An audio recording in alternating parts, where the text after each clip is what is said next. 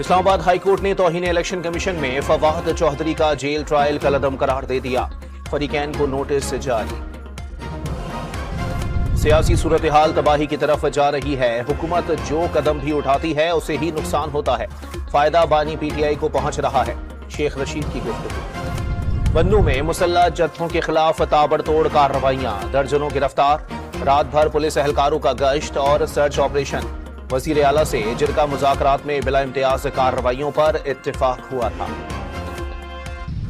بنوں واقعے سے متعلق ایپیکس کمیٹی کا اجلاس آج وزیر اعلیٰ ہاؤس میں ہوگا۔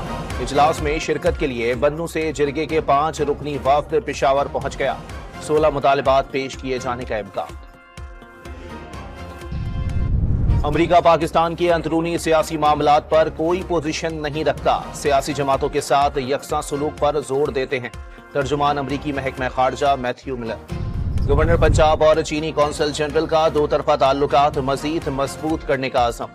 پاکستان چائنا اقتصادی راہداری کے منصوبوں پر تیزی سے کام ہو رہا ہے، مزید بہتری کی ضرورت ہے، گورنر پنجاب کی گفتگو۔ وزیر اعلیٰ پنجاب مریم نواز سے چائلڈ لائف فاؤنڈیشن کے وفد کی ملاقات، basic child health care structure میں بہتری پر تبادلہ خیال کیا گیا۔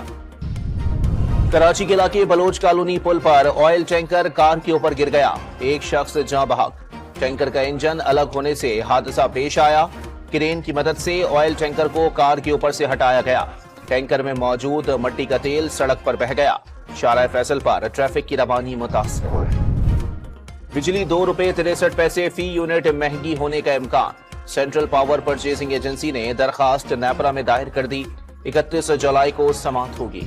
اور محکمہ خوراک پنجاب کی میاں والی میں کارروائی، پرمٹ کے بغیر گندم کی ترسیل ناکام بنا دی، ڈرائیور کے خلاف مقدمہ درج۔